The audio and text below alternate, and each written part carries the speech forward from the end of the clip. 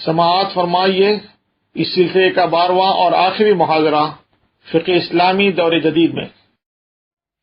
بسم اللہ الرحمن الرحیم، نحمده ونصلی علی رسولہ الکریم وعلی آلہ واصحابہ اجمعین۔ آج کی گفتگو کا جو اس سلسلے کی آخری گفتگو ہے، عنوان ہے فقہ اسلامی دور جدید میں۔ فقہ اسلامی دور جدید میں ایک ایسا موضوع ہے جو ایک اعتبار سے ماضی کی تمام گفتگوؤں کا تسلسل ہے اور ایک دوسرے اعتبار سے مسلمانوں کے مستقبل کا پہلا باب یا پہلا قدم ہے۔ دنیا اسلام کا مستقبل اگر خوشگوار ہے، اگر خود مختار، آزاد اور باعزت مستقبل پر مبنی ہے، اور یقیناً ایسا ہے، تو وہ صرف اور صرف ایک بنیاد پر ممکن ہے، وہ یہ کہ مسلمان شریعت اسلامیہ کے بارے میں اپنے عمومی رویے پر نظر ثانی کریں، فقہ اسلامی کی فہم دور جدید میں اثر نو حاصل کریں اور اس رشتہ گمگشتہ کو بازیاب کریں جس سے ان کا تعلق گزشتہ کئی سو سال سے یا تو ٹوٹ گیا ہے یا کمزور پڑ گیا ہے۔ دور جدید میں دنیا اسلام کے مسلمان یا تو اپنی بقا کی جنگ لڑ رہے ہیں، یا اپنے دینی اور اسلامی تشخص کی حفاظت کے لیے عمل پیرا ہیں، یا مختلف مغربی اور مشرقی تصورات کی بالادستی کے خلاف دنیا اسلام کے اصل افکار اور نظریات کے احیاء کے لیے کوشاں ہیں۔ اس پوری صورتحال میں جو چیز ان کی زندگیوں کو نئی تشکیل عطا کر سکتی ہے، وہ فقہ اسلامی کا نیا فہم ہے۔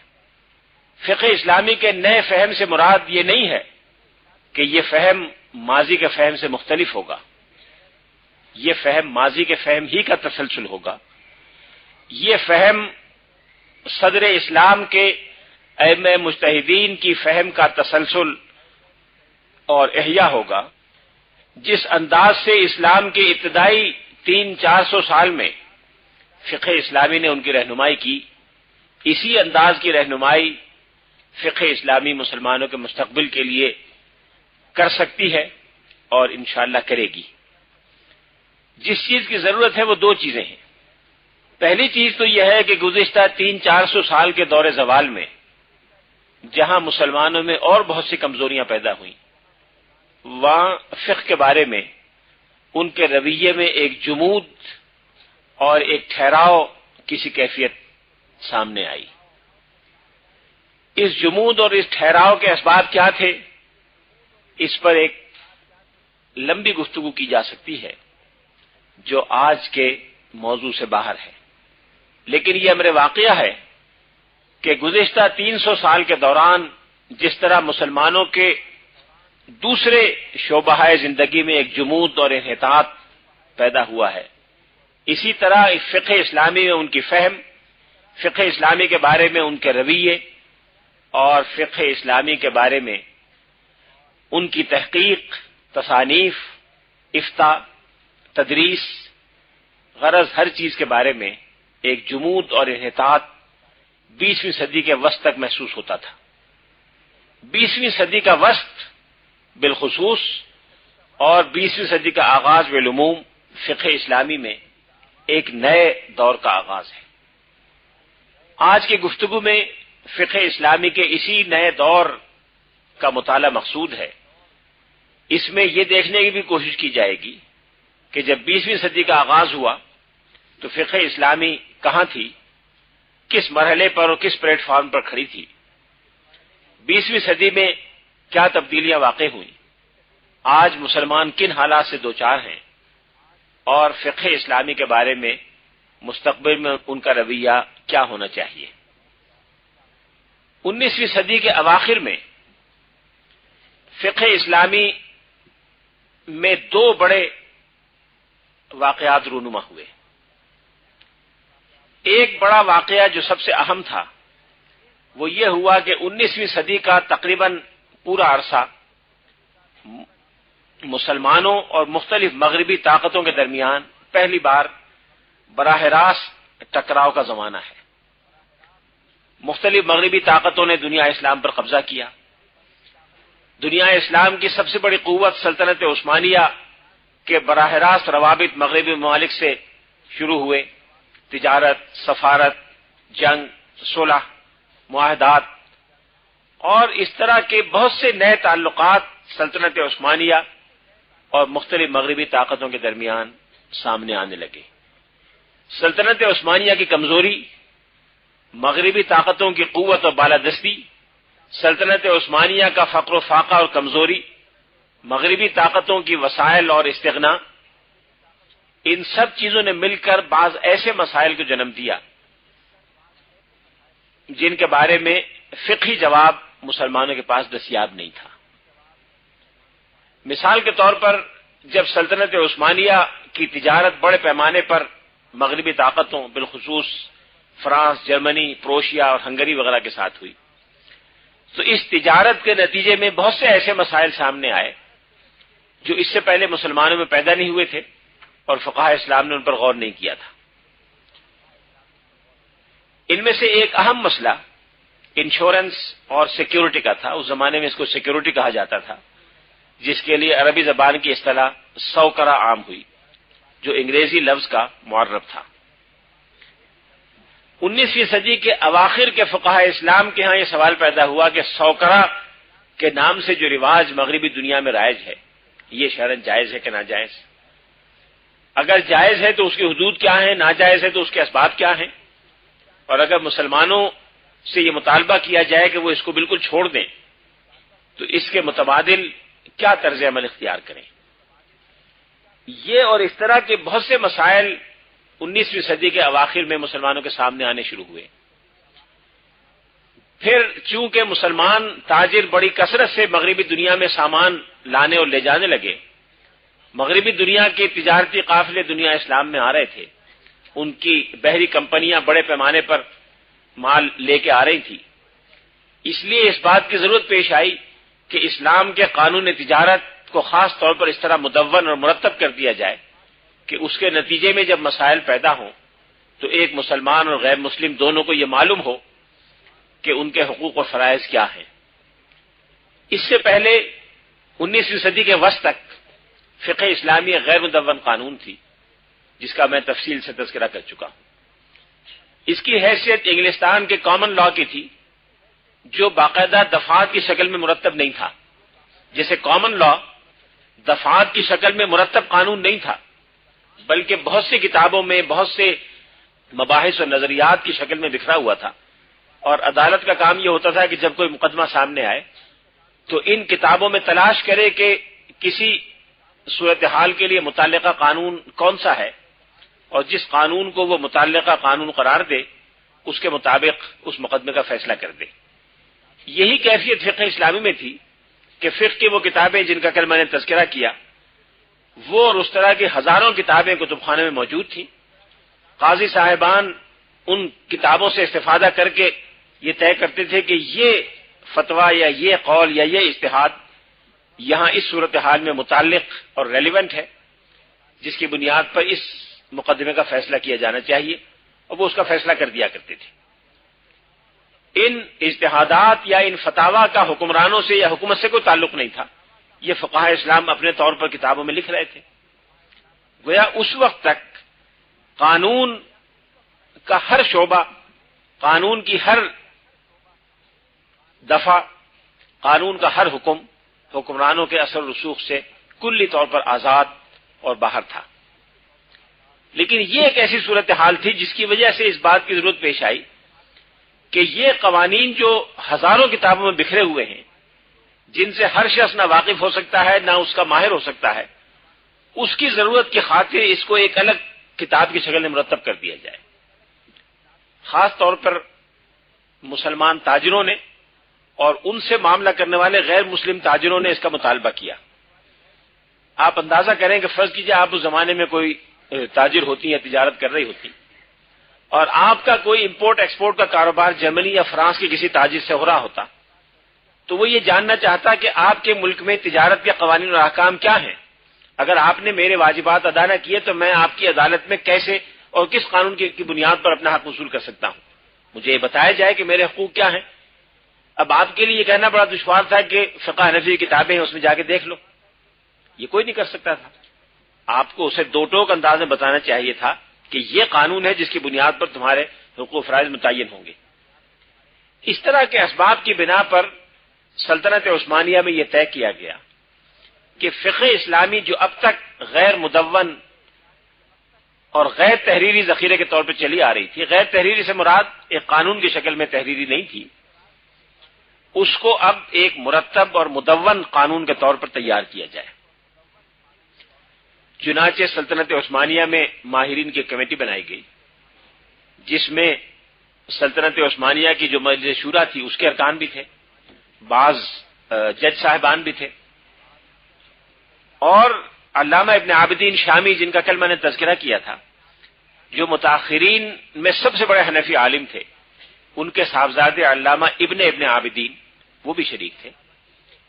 اس 7 رکنی کمیٹی کو یہ کہا گیا کہ فقہ حنفی کے وہ مسائل جن کا تعلق تجارت اور کاروبار سے ہے اور تجارتی اور کاروباری لین دین کے نتیجے میں جو مقدمات پیدا ہوتے ہیں ان سے ہے، ان کو اس طرح دفعہ وار مرتب کر دو کہ اس دفعہ وار مجموعے کو ایک قانون کی شکل میں نافذ کیا جا سکے۔ چنانچہ اس کمیٹی نے اس کام کا آغاز کیا اور کم و بیش 20 سال اس کام میں لگائے۔ بظاہر تو یہ بڑا آسان کام تھا، فقہ حنفی کی کتابیں موجود تھیں، اس میں سے نقل کر کے 15-20 دن میں یہ کام ہو جانا چاہیے تھا، لیکن یہ کام ایسا نہیں تھا جیسا بظاہر نظر آتا ہے۔ یہ ایک اجتہادی انداز کا کام تھا، جن میں ایک تو یہ تلاش کرنا تھا کہ فقہ اسلامی میں بالخصوص فقہ حنفی میں اس صورتحال سے متعلق احکام کون سے ہیں جو آج تاجروں کو اور کاروباری طبقے کو پیش آ رہی ہے۔ پھر کچھ معاملات جن میں ایک سے زائد آراء پائی جاتی تھیں، ان میں آج کل کے لحاظ سے صحیح ترین اور مناسب ترین رائے کون سی ہے جو دلائل سے بھی قوی ہو۔ پھر بعض ایسے نئے احکام بھی تھے، نئے مسائل بھی تھے جن کے لیے نئے احکام درکار تھے، ان نئے احکام کو مرتب اور مدون کیا جائے۔ یہ سب کام اس کمیٹی نے 20 سال کے عرصے میں کیا۔ اس کا آغاز 1856 میں ہوا اور تقریباً 1876 میں یہ کام مکمل ہو گیا۔ جب 1876 میں یہ کام مکمل ہو گیا تو اس کی شکل یہ تھی کہ اس کمیٹی نے 16 قوانین پر مشتمل احکام تیار کیے۔ ان 16 قوانین کو ایک کتاب کی شکل میں مرتب کر دیا گیا اور ایک 17ویں باب کا اضافہ کیا گیا، جس میں فقہ اسلامی کے بعض بنیادی اصول بطور تمہید اور مقدمے کے بیان کر دیے گئے۔ اس طرح 17 ابواب پر مشتمل پہلی مرتبہ اسلام کی تاریخ میں ایک مدون اور کوڈیفائڈ لا مرتب ہوا، جس کو مجلۃ الاحکام العدلیہ کہتے ہیں، مجلۃ الاحکام العدلیہ۔ یہ سلطنت عثمانیہ کا پہلا مدون اور کوڈیفائڈ سول لا تھا جو فقہ اسلامی سے بالعموم اور فقہ حنفی سے بالخصوص ماخوذ تھا۔ کہیں کہیں اس میں فقہ حنفی سے ہٹ کر دوسرے فقہا کے اقوال بھی لیے گئے تھے۔ جب 20ویں صدی کا آغاز ہوا تو مجلۃ الاحکام العدلیہ پوری سلطنت عثمانیہ میں نافذ العمل تھا۔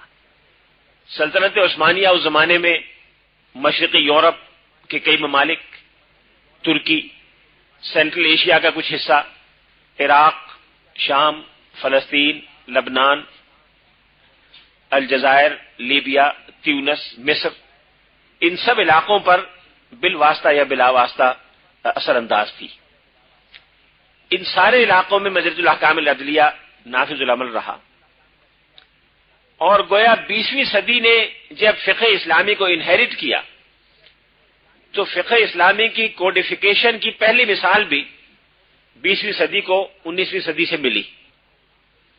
19ویں صدی کے اواخر اور 20ویں صدی کے اوائل سے دنیا اسلام میں بڑی تعداد میں ماہرین قانون نے مغربی قوانین کا مطالعہ شروع کیا۔ ان میں وہ ماہرین قوانین بھی شامل تھے جو فقہ حنفی سے واقفیت بھی رکھتے تھے اور انہوں نے مغربی قوانین کا بھی گہرائی سے مطالعہ کیا تھا۔ مثال کے طور پر بر صغیر میں سر سید امیر علی تھے۔ سر سید امیر علی بنیادی طور پر ایک وکیل تھے اور مسلمانوں میں صف اول کے وکلاء میں شمار ہوتے تھے۔ وہ غالباً پہلے مسلمان تھے جو انگریزی ہائی کورٹ میں جج مقرر ہوئے، پھر وہ شاید پہلے مسلمان تھے جو پریوی کونسل کے جج ہوئے۔ پریوی کونسل انگلستان کی سب سے بڑی عدالت تھی، آج بھی سب سے بڑی عدالت ہے، اس کے سب سے پہلے مسلمان جج تھے، اس لیے انگریزی قانون میں ان کی مہارت تو یقیناً شک و شبے سے بالا تر تھی۔ لیکن انہوں نے انگریزی کے ساتھ ساتھ عربی فارسی بھی پڑھی تھی اور اسلامی علوم سے ان کو دلچسپی تھی، اس لیے انہوں نے ذاتی مطالعے سے فقہ اسلامی کے بارے میں بھی خاصی واقفیت حاصل کی تھی۔ انہوں نے فقہ اسلامی پر 1-2 کتابیں لکھی اور اسلام پر عمومی طور پر ایک کتاب لکھی جس نے پہلی مرتبہ مغربی دنیا میں اسلام کے نقطہ نظر کو کسی مسلمان کی زبان سے بیان کیا۔ اگرچہ ہر انسان کی طرح سر سید امیر علی کے خیالات سے بھی اختلاف کیا جا سکتا ہے، مجھے خود کئی مواقع پہ ان کی رائے کے بارے میں اطمینان نہیں ہے، لیکن اس اعتبار سے وہ ہم سب کی تبریک اور تحسین کے مستحق ہیں کہ انہوں نے اتنے بڑے منصب پر فائز ہونے کے باوجود اسلام اور مسلمانوں کے موقف کو بیان کرنا اپنی ذمہ داری سمجھا، اور جو ان کی فہم اسلام تھی جس سے کہیں کہیں اختلاف بھی کیا جا سکتا ہے، اس کے مطابق انہوں نے اسلام کے نقطہ نظر کو انگریزی زبان میں پہلی مرتبہ انگریزوں کے سامنے رکھا۔ اسی طرح سے ایک اور مسلمان قانون دان سر عبد الرحیم، جن کا تعلق بھی کلکتے سے تھا، انہوں نے اسلام کے اصول قانون پر ایک کتاب لکھی جو انگریزی زبان میں پہلی کتاب ہے، principles of Mohammedan jurisprudence. Principles of Mohammedan jurisprudence اس اعتبار سے ایک بڑی اہم اور منفرد کتاب ہے کہ انگریزی زبان میں اسلام کے اصول فقہ پر وہ پہلی کتاب ہے۔ لکھنے والا عربی زبان سے واقف تھا، فقہ اسلامی سے بڑی حد تک واقف تھا، انگریزی زبان بہت ہی جانتا تھا، انگریزی قانون کا بہت بڑا ماہر تھا، اس لیے اس نے انگریزی زبان میں انگریزی اصطلاحات اور انگریزی اسلوب بیان میں اصول فقہ کے موقف کو پہلی مرتبہ مغربی دنیا کے سامنے رکھا۔ یہ ایک نئی پیش رفت تھی جو فقہ اسلامی کی تاریخ میں 19ویں صدی کے اواخر سے شروع ہوئی اور 20ویں صدی میں اپنی انتہا کو پہنچی۔ اب صورتحال یہ تھی کہ ایک ایک کر کے دنیا اسلام میں مغربی قوانین نافذ ہو رہے تھے، اسلامی قوانین ایک ایک کر کے مٹائے جا رہے تھے، اسلامی تعلیم کے ادارے ایک ایک کر کے بند ہو رہے تھے، اور جو مسلمانوں کے اجتماعی معاملات چل رہے تھے وہ سارے کے سارے مغربی قوانین کے مطابق چل رہے تھے۔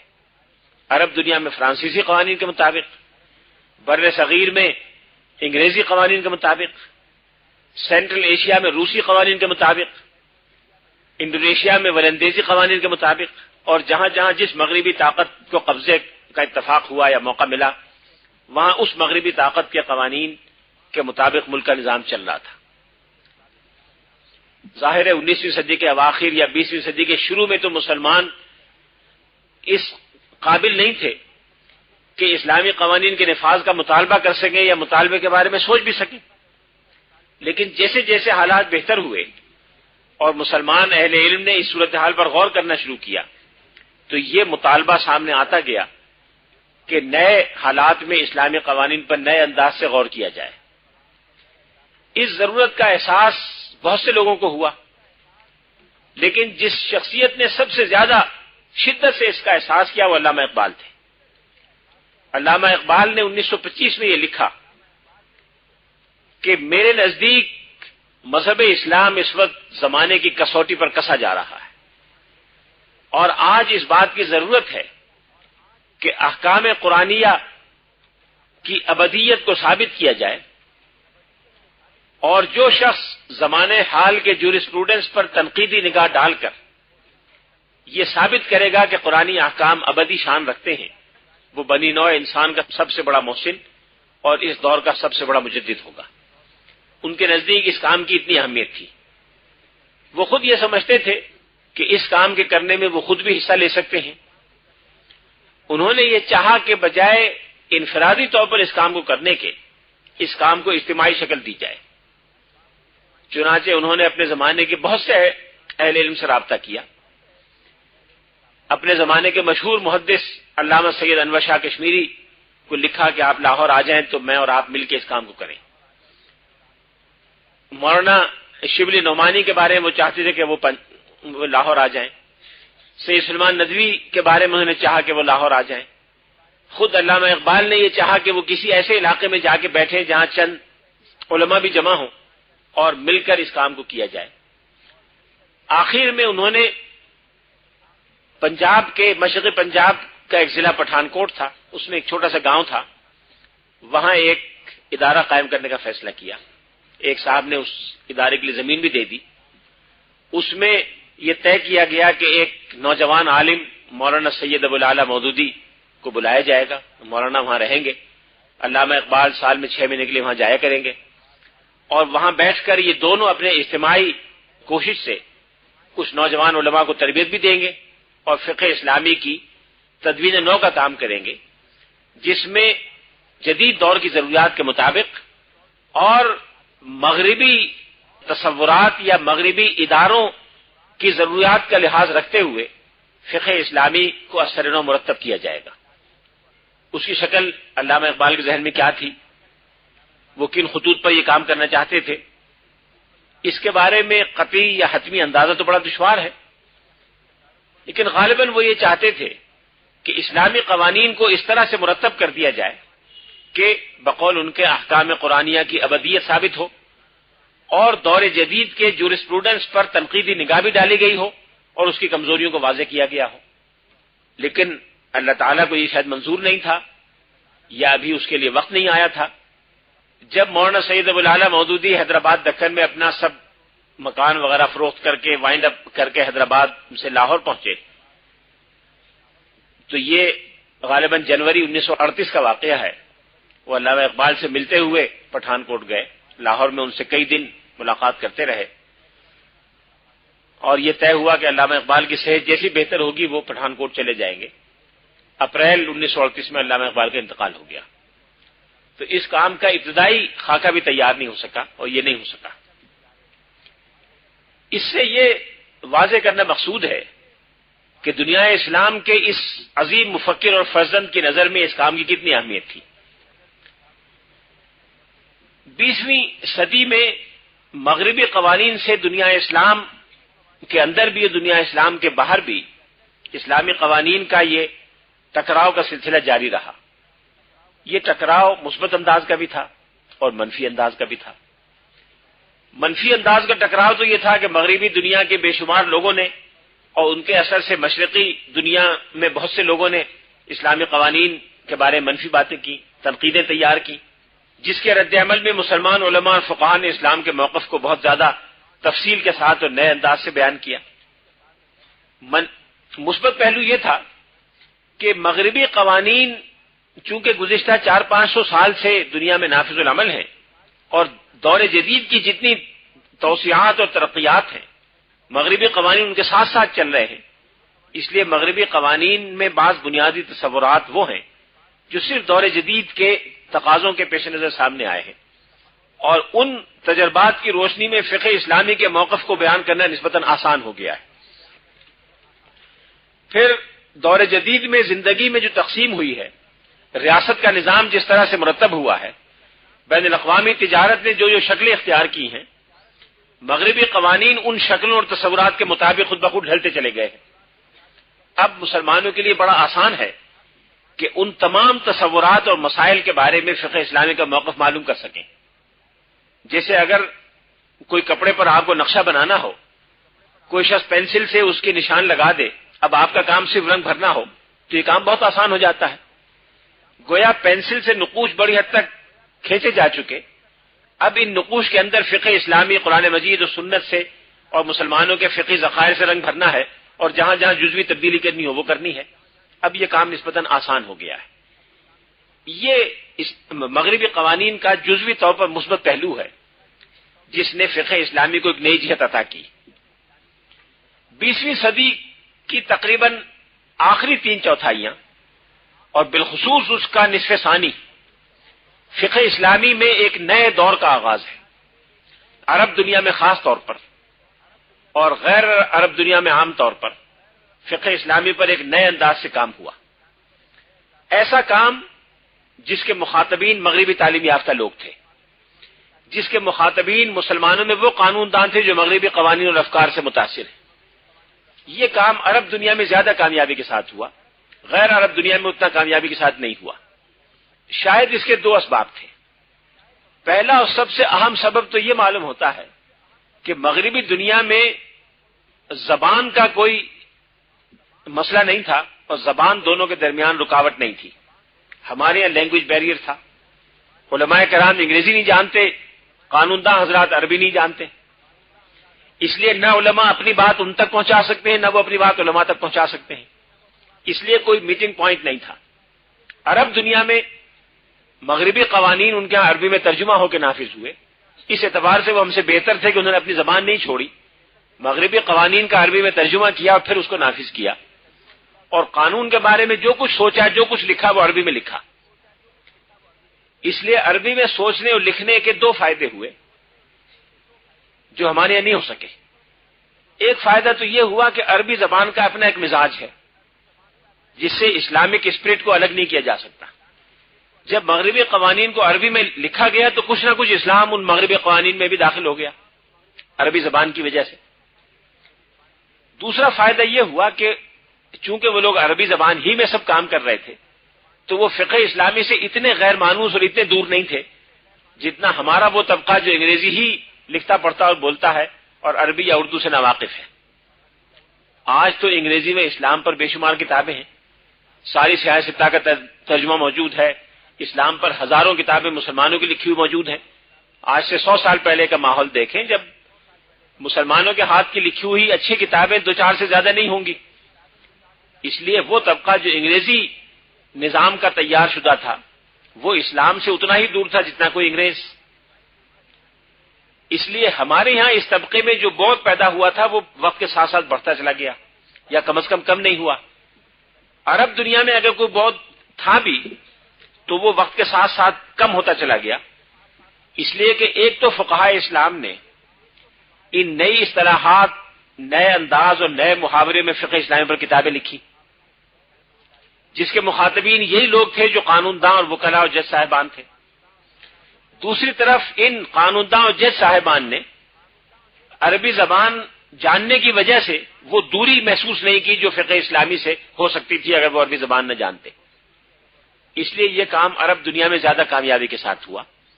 اور بعض حضرات نے ایسی غیر معمولی اور تاریخ ساز کتابیں لکھی کہ انہوں نے فقہ اسلامی کا میدان مسلمانوں کے لیے مار لیا. یہ بات میں کہہ سکتا ہوں بغیر تردید کے کہ فقہ اسلامی کا مارکا انہوں نے جیت لیا عرب دنیا میں. آج کوئی عرب قانون داں کم از کم پچھلے 25-30 سال سے یہ نہیں کہتا کہ اسلامی قوانین ناقابل عمل ہیں اور مغربی قوانین ہی کو نافذ ہونا چاہیے. ہوگی یہ بات تو کسی کے دل میں ہوگی یا 1-8% لوگ ہیں جن کی بات کی وہ خاص اہمیت نہیں ہے. اس وقت عرب دنیا میں قانون داں حضرات کی، جج صاحبان اور وکلاء کی بڑی تعداد وہ ہے جو فقہ اسلامی کے بارے میں انتہائی مثبت اور انتہائی عقیدت مندانہ رویہ اور طرز عمل رکھتی ہے. اس پورے علمی کام کا جائزہ لینا تو بڑا دشوار ہے جو 20ویں صدی میں عرب دنیا میں ہوا، لیکن چند اہم کاموں کا ذکر کرنا مناسب ہوگا. غالباً 1940 وغیرہ کے سالوں میں، 1940 کے عشرے کے اواخر میں عرب دنیا میں اس ضرورت کا احساس ہوا کہ فقہ اسلامی کو نئے انداز سے جدید لوگوں کے سامنے پیش کرنا چاہیے. یہ وہ زمانہ تھا کہ مختلف عرب ممالک ایک ایک کر کے آزاد ہو رہے تھے. دوسری جنگ عظیم کے بعد عراق آزاد ہوا، شام آزاد ہوا، لبنان آزاد ہوا، مصر میں آزادی ذرا پہلے آ گئی تھی، 30s میں آ گئی تھی. اسی طرح سے بقیہ عرب ممالک آزاد ہوئے، تو وہاں جب نئے قوانین اور نئے دساتیر کے بننے کا مرحلہ آیا تو ان فقہاء اسلام نے جو گزشتہ کئی سال سے اسلامی قوانین کو نئے انداز میں بیان کر رہے تھے، انہوں نے یہ مطالبہ کیا کہ اب اسلامی قوانین نافذ کیے جائیں۔ اس مطالبے میں جب گفتگو کا عمل آگے بڑھا تو یہ اس بات کی ضرورت کا احساس ہوا کہ فقہ اسلامی کے ذخائر کو نئے انداز سے اثر نو مرتب کیا جائے، تصورات اور اصولوں کو نہیں، ان تصورات اور اصولوں کو نئی زبان اور نئی ترتیب کے ساتھ پیش کیا جائے۔ اس موقع پر دنیا اسلام کے بڑے جید اور 20ویں صدی کے شاید سب سے بڑے فقیہ استاد مصطفیٰ زرقاء نے تجویز پیش کی کہ فقہ اسلامی کو ایک انسائکلوپیڈیا کی شکل میں تیار کیا جائے۔ جیسے انسائکلوپیڈیا ہوتا ہے کہ اس میں جس فن کا انسائکلوپیڈیا ہے اس فن کے تمام تصورات، تمام مباحث اور تمام موضوعات ابجدی ترتیب سے مرتب کر دیے جاتے ہیں الفابیٹیکل شکل میں۔ آپ جو چیز جاننا چاہیں الفابیٹیکل انداز سے جا کے معلوم کریں، آپ کو خلاصہ پورے فکر کا اس کا جس آپ کو مل جائے گا، اور نئے مطالعے کے لیے مزید ماخذ کی نشاندہی ہو جائے گی۔ ان کا خیال یہ تھا کہ اگر ایسی چیزیں تیار ہو جائیں تو وکیلوں، ججوں اور قانون دانوں کے لیے بہت آسان ہو جائے گا۔ استاد مصطفیٰ زرقاء نے ایک انسائکلوپیڈیا کا نقشہ بنایا، کویت میں اس پر کام شروع ہوا، کئی بار شروع ہوا، کئی بار رکا، لیکن وہ زندگی بھر اس بات کی دعوت دیتے رہے اور کم و بیش 40-45 سال وہ اس بات پر لکھتے رہے کہ ایک انسائکلوپیڈیا تیار کی جائے۔ چنانچہ اس موضوع پر 2 انسائکلوپیڈیا تیار ہوئی، جن میں سے ایک کی ترتیب میں خود استاد مصطفیٰ زرقاء بھی شریک رہے۔ انہوں نے اس میں بہت کچھ لکھا، اس کے مضامین کی ترتیب میں انہوں نے حصہ لیا، ان کے کئی شاگرد براہ راست اس کی ترتیب میں شریک تھے۔ جو بہترین انسائکلوپیڈیا ہے جو اب مکمل ہوئی ہے، یہ 40 جلدوں میں غالباً ہے، کویت کی ہے، موسوعۃ الفقہ الاسلامی۔ کویت کی وزارت اوقاف نے اس پر 25-30 سال بہت وسائل صرف کیے ہیں، اور عرب دنیا کے بہترین فقہی دماغوں نے اس کی تیاری میں حصہ لیا ہے۔ یہ انسائکلوپیڈیا عربی زبان میں ہے، کویت کی حکومت اس کا انگریزی ترجمہ بھی شاید کرانا چاہتی ہے اور کرا بھی رہی ہے، اس کی پیش رفت کا مجھے علم نہیں۔ اردو میں بھی ایک زمانے میں تجویز آئی تھی، کچھ لوگوں نے کام شروع کیا تھا، لیکن ہمارے یہاں ہر کام ذاتی مفاد کی نظر ہو جاتا ہے۔ کویت کا نام سن کے بعض لوگوں نے خیال کیا کہ بہت پیسہ ملے گا، لاکھوں دینار اور پاؤنڈ ملیں گے، تو بہت سے لوگ میدان میں آ گئے مختلف محرکات کی بنا پر، اور یہ کام اس اختلاف کی نظر ہو گیا، اس لیے ہو نہیں سکا۔ اس کی کچھ تفصیلات جو بڑی دکھ کی ہیں میرے علم میں ہیں، لیکن یہ کام تیار ہو گیا۔ اب فقہ اسلامی کے سارے ذخائر، ان میں جو بنیادی تصورات، بنیادی اصول اور نظریات ہیں، ان سب کو ایک بڑے علمی انداز میں مرتب کر دیا گیا۔ اب کم از کم کسی کو یہ کہنے کا عذر نہیں رہا عرب دنیا میں کہ فقہ اسلامی کا موقف جاننے کا میرے پاس کوئی ذریعہ نہیں۔ وہ جب چاہے جس چیز کے بارے میں چاہے اس کو پورا تصور امام شافعی اور ابو حنیفہ سے لے کر اور آج تک کا مل جائے۔ ایک دوسرا انسائکلوپیڈیا جو علمی اعتبار سے اچھا ہے لیکن اس درجے کا نہیں ہے، وہ مصر میں تیار ہوا، اس کا نام بھی موسوعۃ الفقہ الاسلامی ہے، یہ 10 جلدوں میں یا 9 جلدوں میں غالباً ہے۔ ترتیب، مندرجات اور وسعت کے اعتبار سے کویت کا انسائکلوپیڈیا انتہائی وسیع کام ہے، اور اس پر فقہ کے طلباء کو حکومت کویت کا اور جن لوگوں نے اس کو سوچا، لکھا اور تیار کیا، ان کا شکر گزار ہونا چاہیے۔ ایک بڑا کام تو دنیا اسلام میں یہ ہوا 20ویں صدی میں، جو فقہ اسلامی کی تاریخ میں ایک بڑا تاریخ ساز کام ہے۔ دوسرا کام جس کی بہت سی مثالیں ہیں، چند مثالوں پر میں اکتفا کروں گا، وہ یہ ہوا کہ بعض جید فقہاء اسلام نے یہ سوچا کہ جدید مغربی تصورات کو سامنے رکھتے ہوئے جو مسائل وہاں اٹھائے گئے ہیں، ان مسائل کی نشاندہی کر کے ان مسائل کے بارے میں فقہ اسلامی کا موقف جدید ترتیب کے ساتھ، جدید انداز اور اصطلاحات کے ساتھ بیان کیا جائے۔ اس میں 2-3 کام بڑے نمایاں ہوئے۔ ایک تو مصر کے انتہائی نامور فقیہ اور مجاہد اسلام تھے عبد القادر عودہ شہید، انہوں نے کیا۔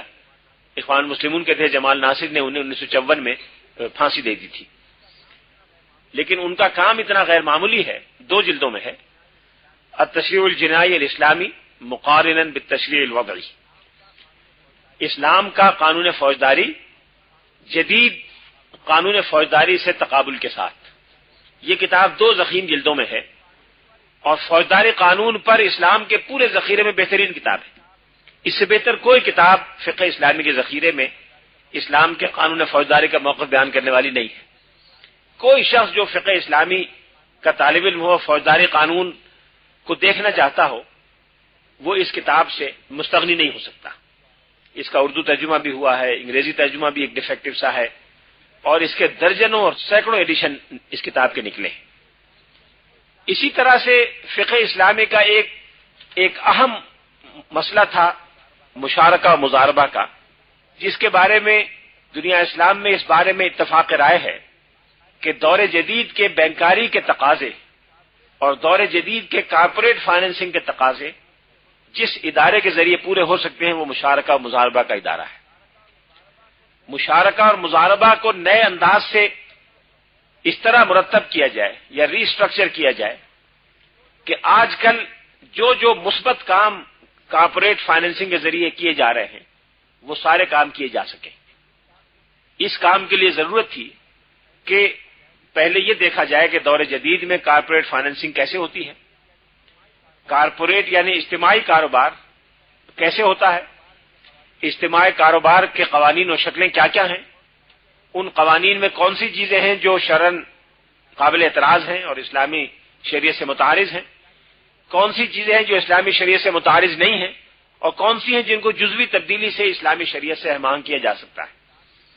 یہ کام بھی 1-2 دن کا نہیں تھا، ایک طویل عرصے کا کام تھا، لیکن کئی حضرات نے مل کے اس کام کو کیا۔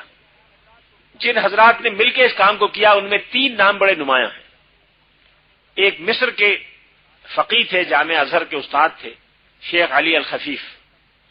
شیخ علی الخفیف نے ایک کتاب لکھی جو اپنی کتاب تو بڑی چھوٹی ہے، مختصر سی کتاب ہے، لیکن علمی اعتبار سے اس کا درجہ بڑا اونچا ہے، الشریکات فی الفقہ الاسلامی، اسلامی فقہ میں شرکات یعنی کمپنیز ان اسلامک لا۔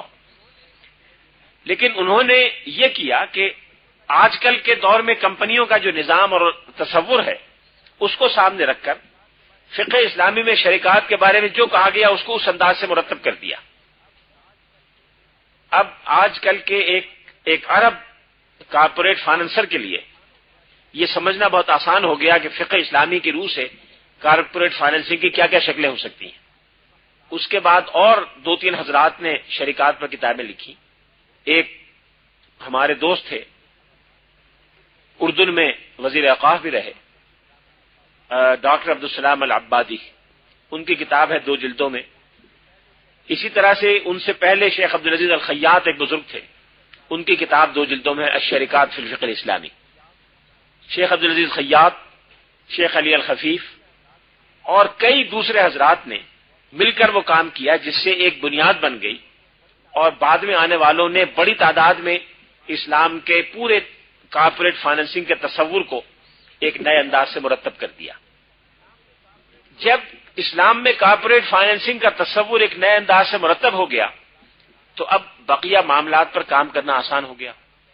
چنانچہ Islamic banking, insurance, financing companies, investment, ان مسائل کے بارے میں نئے تصورات سامنے آنے شروع ہوئے۔ 20ویں صدی کا وسط ان تصورات کی پختگی کا زمانہ ہے۔ یہ تصورات وقت کے ساتھ ساتھ پختہ ہوتے چلے گئے، ہر نئے آنے والے نے مزید اس پر غور و خوض کیا اور پچھلے لوگوں کے کام میں جو کمی رہ گئی تھی یا کسر رہ گئی تھی اس کو دور کیا اور بہتر انداز سے کام کیا۔ 1970 وغیرہ کے اواخر میں اور 80 کے اوائل میں دنیا اسلام کے مختلف ممالک میں عملاً وہ کوششیں شروع ہوئیں کہ اسلامی بینکاری، اسلامی فائنینسنگ اور اسلامی کمپنیاں قائم کی جائیں۔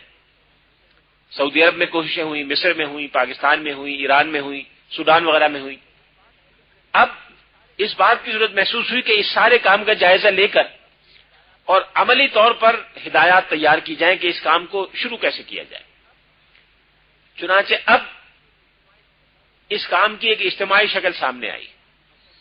سب سے پہلے مکہ مکرمہ میں رابطہ عالم اسلامی نے ایک فقہ اکیڈمی قائم کی، جس میں دنیا اسلام کے مختلف علاقوں کے فقہا کو جمع کیا اور یہ تمام مسائل ان کے سامنے رکھے اور ان سے کہا کہ اب وہ ایک عملی دستور العمل یا ہدایات تیار کریں، جن میں سے ہر چیز کے بارے میں الگ الگ بتایا گیا ہو کہ کیا کرنا ہے۔ رابطہ عالم اسلامی ایک غیر سرکاری ادارہ ہے، اس لیے اس کی فقہ اکیڈمی نے جو مشورے دیے یا دستاویزات تیار کی، ان کی حیثیت بھی ایک پرائیویٹ اور غیر سرکاری تھی۔ اس لیے ضرورت محسوس ہوئی کہ ان غیر سرکاری اداروں کے ساتھ ساتھ جو سعودی عرب کے علاوہ اور کئی ممالک میں بھی کام کر رہے تھے، سرکاری طور پر بھی دنیا اسلام میں ایک مشترک ادارہ قائم کیا جائے۔ چنانچہ OIC جو دنیا اسلام کے ممالک کی تنظیم ہے، اس نے ایک فقہ اکیڈمی قائم کی، جس میں ہر مسلم ملک سے ایک دو نمائندے لیے گئے۔ ان دو نمائندوں کے علاوہ دنیا اسلام سے باہر کے بھی بعض جید فقہا اس کے رکن ہیں۔ یہ جو المجمع الفقہی OIC کے اندر کام کر رہی ہے جدہ میں، اس نے اس معاملے میں بہت پیش رفت کی اور بڑے پیمانے پر ان مسائل پر اظہار خیال کیا جو آج مسلمانوں کو درپیش تھے۔ 20ویں صدی کا آخری چوتھائی فقہ اسلامی پر ایک نئے انداز سے کام کا زمانہ ہے۔ یہ وہ زمانہ ہے کہ دنیا اسلام کے مختلف ممالک میں اسلامی قوانین ایک ایک کر کے نافذ کیے جانے لگے۔ پاکستان میں، ایران میں، سوڈان میں، برونائی اور ملیشیا میں، اسی طرح سے اور کئی ممالک میں۔ اب جہاں جہاں اسلامی قوانین کے نفاذ کی بات ہوئی، وہاں اسلامی قوانین پر اعتراضات بھی ہوئے۔ یہ اعتراضات مغربی دنیا نے بھی کیے اور دنیا اسلام کے اندر سے بھی ہوئے۔ ان اعتراضات کی نوعیت ہر جگہ ایک جیسی تھی۔ مثلا عورتوں پر بڑی سختی ہے، عورتوں کے ساتھ ناانصافی ہے، مثلا غیر مسلموں کے ساتھ زیادتی ہے، مثلا جمہوریت کے خلاف ہے، مثلا فلاں کے خلاف ہے، فلاں کے خلاف ہے۔ اعتراضات چونکہ ایک جیسے تھے، اس لیے ان کا جواب بھی ایک جیسا دیا گیا۔ جب جواب ایک جیسا دیا گیا تو دنیا اسلام کے لوگوں نے ایک دوسرے سے استفادہ شروع کیا۔ ایران میں کیسے ہوا، اس سے پاکستان میں استفادہ ہوا، پاکستان میں کیسے ہوا، اس سے سوڈان میں استفادہ ہوا، سعودی عرب میں کیسے ہوا، اس سے مصر میں استفادہ ہوا۔ اس کا نتیجہ یہ نکلا کہ جو مختلف فقہی مسالک کی حدود تھیں، یہ ایک ایک کر کے مٹنے لگی۔ اب وقت گزرنے کے ساتھ ساتھ فقہی مسالک کی حدود مٹ رہی ہے اور ایک نئی فقہ وجود میں آنی شروع ہو گئی، جس کو نہ فقہ حنفی کہہ سکتے ہیں، نہ فقہ مالکی، نہ شافعی، نہ حنبلی، نہ فقہ جعفری، بلکہ اس کو اسلامی فقہ ہی کہا جائے گا۔ میں اس کے لیے کبھی کبھی کاسموپولیٹن فقہ کی اصطلاح استعمال کرتا ہوں۔ کاسموپولیٹن فقہ، مثال کے طور پر پاکستان میں بینکاری کے نظام کو اسلامی سانچے میں ڈھالنے کا کام 1980 وغیرہ میں شروع ہوا۔ 1980 میں اسلامی نظریاتی کونسل نے ایک رپورٹ پیش کی جو متفق علیہ رپورٹ تھی۔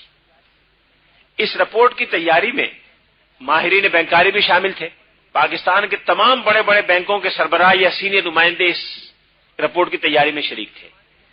پاکستان کی اس زمانے کی تمام یونیورسٹیوں میں اکنامکس کے شعبوں کے سربراہ اس رپورٹ کی تیاری میں شریک تھے۔ علماء میں شیعہ، دیوبندی، بریلوی، اہل حدیث اور کوئی مسلک نہ رکھنے والے سب علماء نے مل کر اس سے اتفاق کیا۔ یہ رپورٹ 1980 میں حکومت پاکستان کو پیش کی گئی، جو ایک خالص فقہی مسئلے پر ہے۔ اس مسئلے پر کہ پاکستان کے معاشی نظام اور معاشی زندگی سے سود کو کیسے ختم کیا جائے اور کن مراحل میں ختم کیا جائے۔ یہ رپورٹ ماہرین معاشیات، ماہرین قانون، علماء شریعت سب کی تیار کردہ ہے مشترکہ طور پر۔ یہ دنیا اسلام کی تاریخ میں پہلی مرتبہ ہوا کہ ایک اہم فقہی اور قانونی مسئلے پر دنیا اسلام میں دستیاب ساری مہارتوں نے اور مختلف نقطہ نظر رکھنے والے لوگوں نے ایک متفقہ رائے پیش کی ہو۔ ظاہر ہے یہ رپورٹ فقہ حنفی کی بنیاد پہ بھی نہیں ہے، فقہ شافعی کی بنیاد پہ بھی نہیں ہے، فقہ زیدی کی بنیاد پہ بھی نہیں ہے، یہ پوری فقہ اسلامی کی بنیاد پر ہے۔ اس لیے تمام فقہا اور تمام فقہی مسالک کے ماننے والوں نے اسے اتفاق کیا۔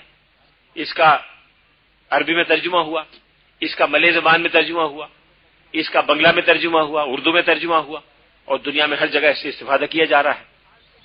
اس ایک مثال سے یہ اندازہ ہوگا کہ اب جو آگے پیش رفت ہو رہی ہے اس میں کسی متعین فقہی مسلک کی پابندی پبلک لا کی حد تک بڑی دشوار ہے۔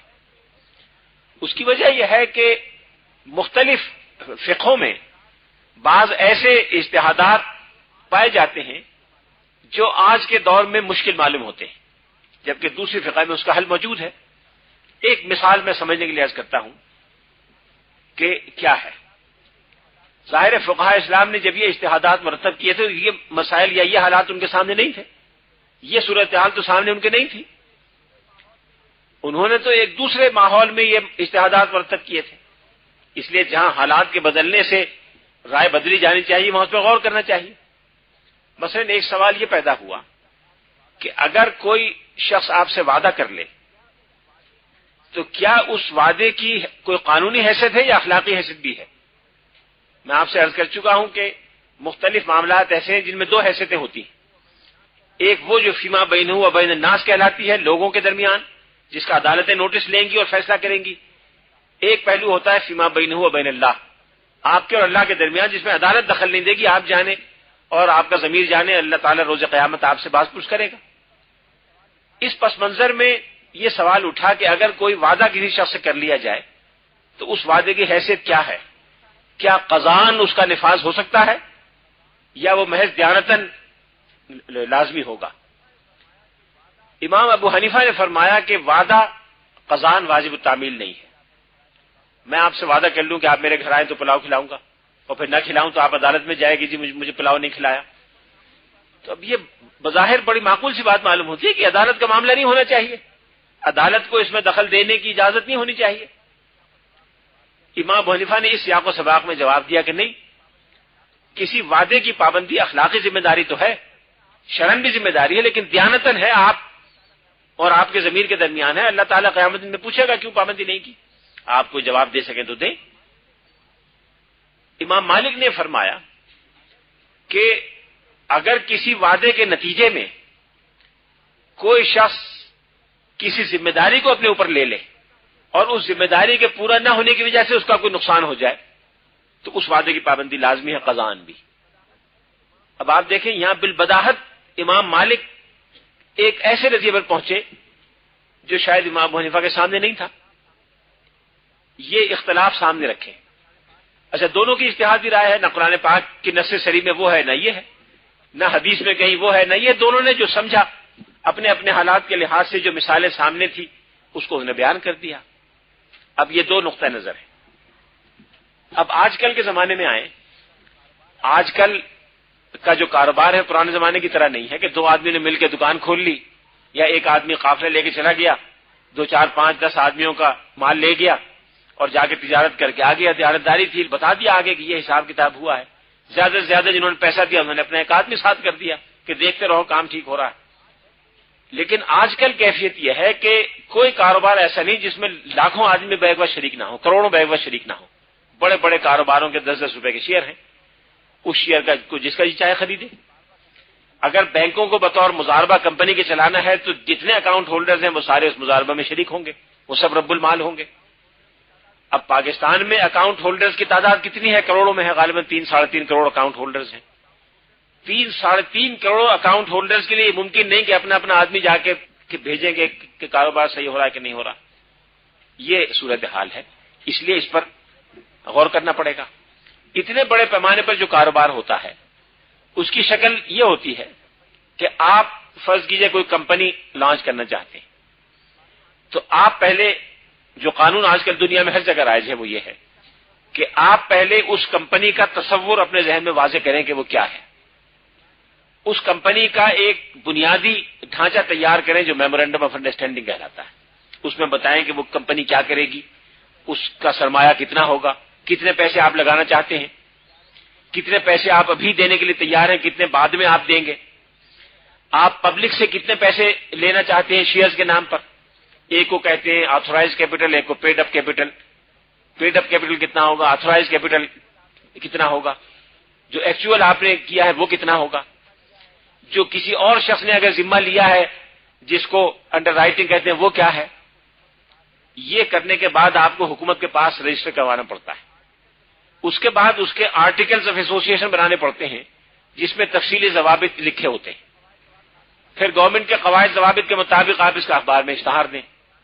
اخبار میں اشتہار دینے میں آپ کو بتانا پڑے گا کہ کون کون لوگ اس میں شریک ہیں، ان کی کریڈیبلٹی کیا ہے، وہ کتنے نفع کی توقع کرتے ہیں، ان کی آمدنی کی توقع کیا ہے. اس کے حساب سے لوگ پیسہ لگائیں گے اور انویسٹمنٹ والے ادارے بھی ان کو پیسہ دیں گے، فائنینسر بھی پیسہ دیں گے. اب یہ اربوں خربوں کا کاروبار ہوتا ہے. اب خود اس اعلان تک پہنچنے کے لیے، اس تیاری کے لیے کئی کروڑ روپے خرچ کرنے پڑتے ہیں. لاکھوں روپے خرچ کر کے یہ اسٹیج آتا ہے کہ آپ یہ بتائیں کہ آپ ایک کمپنی لانچ کر رہے ہیں. اب خالص احناف کے نقطۂ نظر سے دیکھیں تو یہ ایک وعدہ ہے. انہوں نے وعدہ کیا کہ ہم ایک کاروبار شروع کریں گے، آپ پیسہ دیں تو اس میں نفع ہوگا، آپ کو دے دیں گے. اب کیا یہ وعدہ جو انہوں نے کیا ہے یہ بائنڈنگ نہیں ہے؟ اگر احناف کا نقطۂ نظر لیا جائے تو یہ تو کوئی کاروبار چل نہیں سکتا، بڑا مشکل ہو جائے گا. محض ایسے وعدے پر جو عدالت میں واجب التعمیل نہیں ہے، جس کو عدالت انفورس نہیں کرے گی، کوئی آدمی اپنا پیسہ کیوں لگائے گا؟ اس پر غور و خوض شروع ہوا تو معلوم ہوا کہ امام مالک کا نقطۂ نظر یہ ہے کہ اگر کوئی وعدہ ایسا ہو جس کے نتیجے میں کوئی آبلیگیشن یا لائبلٹی کریٹ ہوتی ہے تو واجب التعمیل ہے، عدالت اس کو لازمی پابندی کا حکم دے گی. چنانچہ آج کل کے تمام فقہاء نے اس کو اختیار کر لیا، اور اب جہاں جہاں بھی اسلامک فائنینسنگ یا بینکنگ یا کمپنیز پر کام ہو رہا ہے، امام مالک کے اس نقطۂ نظر کے مطابق ہو رہا ہے. اس ایک مثال سے یہ اندازہ ہو جائے گا کہ یہ اتنے بڑے اور پیچیدہ مسائل ہیں کہ کسی ایک فقہ کے دائرے میں رہتے ہوئے ان کا حل تلاش کرنا بڑا مشکل ہے. بعض جگہ ایسا بھی ہوا ہے کہ 4 مشہور مسائل کے فقہ کے دائرے سے نکل کر دیکھنا پڑا. بعض جگہ براہ راست قرآن و سنت کی نصوص سے استنباط کر کے اور تمام فقہا کے نقطۂ نظر کو یا بیشتر فقہا کے نقطۂ نظر کو نظر انداز کرنا پڑا. یہ کام اتنا آسان بھی نہیں ہے اور بڑی ذمہ داری کا کام ہے. ہر کس و ناقص کا یہ کام نہیں کہ کھڑا ہو کے کہے کہ جی میں چاروں فقہا کے نقطۂ نظر کو مسترد کرتا ہوں. ایسا نقطۂ نظر جس پہ 4 جید ترین اہل علم نے اجتماعی طور پر غور و خوض کیا، جو تابعین اور تبع تابعین کے زمانے کے لوگ تھے، پھر ہزاروں لاکھوں انسان اس پر مسلسل غور کرتے چلے آ رہے ہیں. کل کی گفتگو سے اندازہ کیا ہوگا کہ ایک ایک لفظ پر صدیوں غور ہوا ہے. اس کو کوئی آدمی آج کھڑا ہو کے کہے کہ جی میں مسترد کرتا ہوں تو یہ اتنا آسان کام نہیں ہے، اس کے بہت تفصیلی غور و خوض کی ضرورت ہوتی ہے.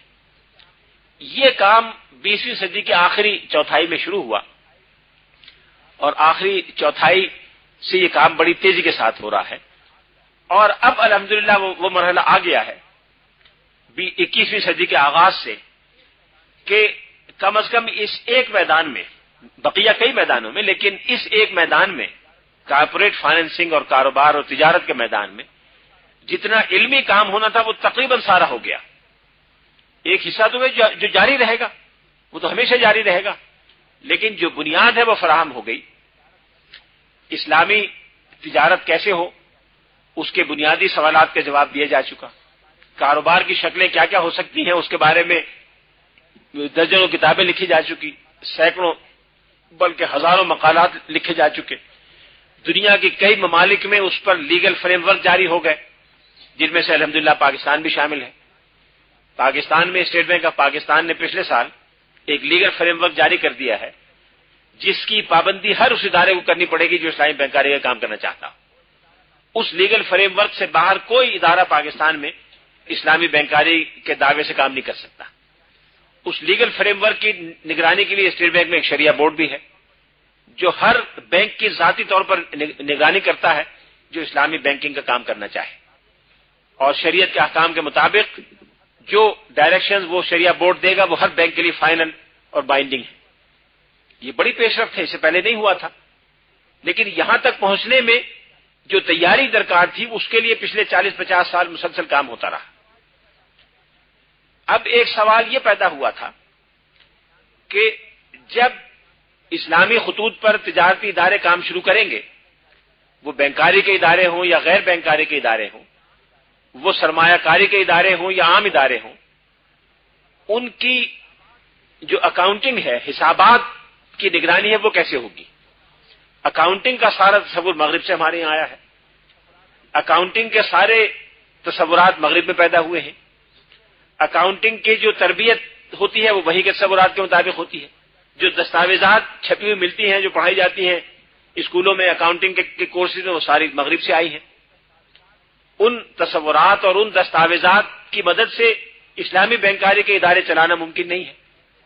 اس لیے ضرورت اس بات کی تھی کہ ایسے اکاؤنٹنٹس اور ایسے ماہرین جو شریعت کو بھی جانتے ہوں، اکاؤنٹنگ کے مسائل سے بھی واقف ہوں، وہ ایسی دستاویزات تیار کریں. چنانچہ اس کے لیے ایک ادارہ بنایا گیا جو آیوفی کہلاتا ہے، international accounting standards and financial institution organization.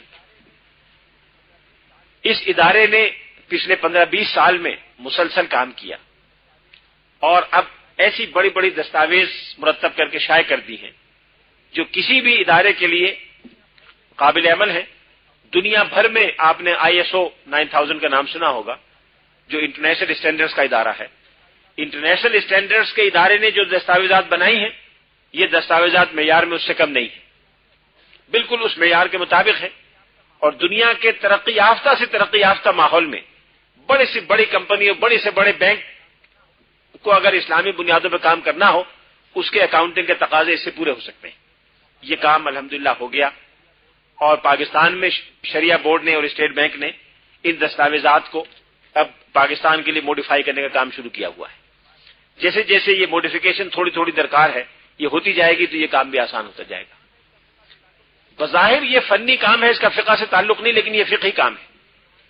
آپ کو یاد ہوگا میں نے عرض کیا تھا کہ ایک زمانے میں کتاب الشروط اور علم الشروط، علم المحاذر، علم سجلات کے نام سے ایک فن سامنے آیا تھا جو نیم فقہی اور نیم انتظامی تھا. یہ اسی انداز کی چیز ہے.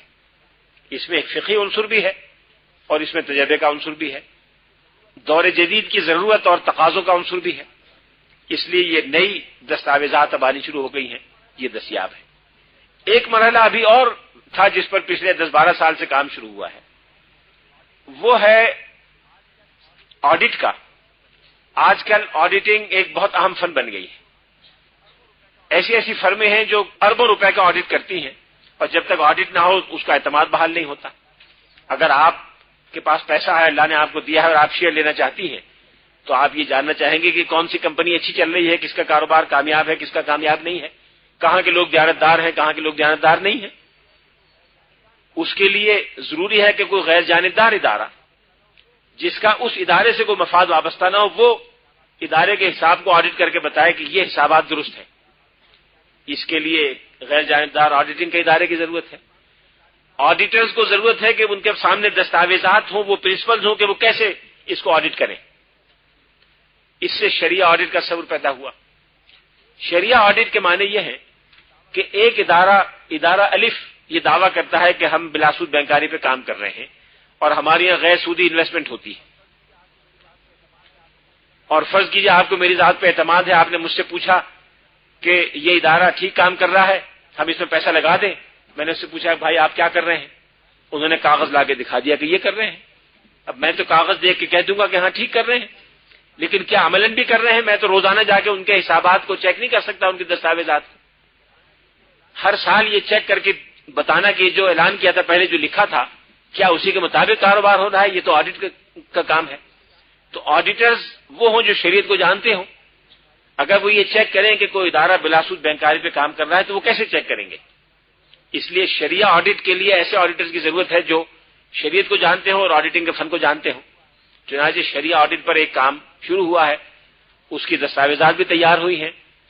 اور آپ کو یہ سن کے خوشی ہوگی کہ رمضان مبارک کے فوراً بعد اسلامک ڈیولپمنٹ بینک جدہ میں اس کی ایک میٹنگ ہو رہی ہے، جس میں دنیا کے ان تمام مسلم ممالک سے لوگ آ رہے ہیں جو اسلامی بینکنگ کے دینی یا شرعی پہلوؤں کے ذمہ دار ہیں.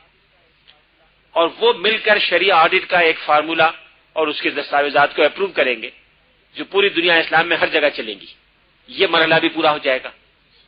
یہ 21ویں صدی اور 20ویں صدی کے اواخر کے یہ کام ہیں جن میں سے فکری اور تھیوریٹیکل انداز کے کام بھی ہیں، جن میں دستاویزات کی تیاری کے کام بھی ہیں، اور اس طرح سے عملی گائیڈ لائنز کی تیاری کے کام بھی ہیں جو ایک عام آدمی اور ایک عام بینکر یا ایک عام کاروباری کر سکے.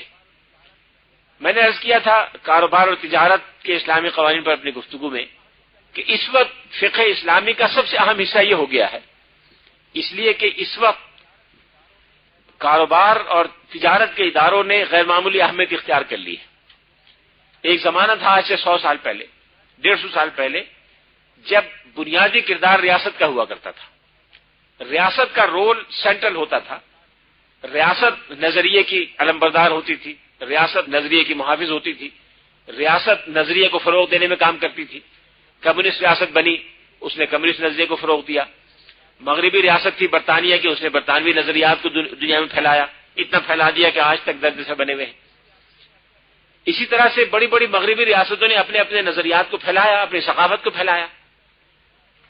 اس زمانے کے مسلم مفکرین کو یہ خیال ہوا کہ جس طرح سے مغربی ریاستیں اپنے نظریات کو پھیلا رہی ہیں، تو اگر ایک بڑی مضبوط اسلامی ریاست قائم کی جائے جو اسلامی نظریات کو پھیلائے اور فروغ دے، تو اسلامی نظریات کو بھی اسی طرح فروغ حاصل ہوگا۔ تو مفکرین اسلام جو 20ویں صدی میں تھے، ان کے تصورات میں ریاست کی حیثیت بنیادی قرار پا گئی، ریاست ان کے فکر کا اصل نقطہ بن گئی، اور ان کی توجہ ساری اس پہ لگ گئی کہ اسلامی ریاست قائم کی جائے۔ لیکن یہاں تو اسلامی ریاست قائم ہوئی کہ نہیں ہوئی ایک الگ مسئلہ ہے۔ دنیا میں یہ ہوا کہ ریاست کی مرکزیت ختم ہو گئی، سوویت یونین کو زوال آ گیا، کمیونزم بطور نظریے کے دنیا ختم ہو گیا، انگلستان کی ریاست دنیا سے مٹ گئی، سلطنت برطانیہ جہاں سورج غروب نہیں ہوتا تھا وہاں سورج نکلتا نہیں۔ اور اب جو بڑے بڑے نظریات ہیں ان کے فروغ کے لیے اس طرح کی بڑی ریاستیں نہیں رہیں جیسے پہلے تھی۔ اب جو اپنے نظریات کو فروغ دے رہے ہیں ادارے، وہ ملٹی نیشنل کمپنیز ہیں، بڑے بڑے بینکس ہیں، ورلڈ بینک ہے، IMF ہے۔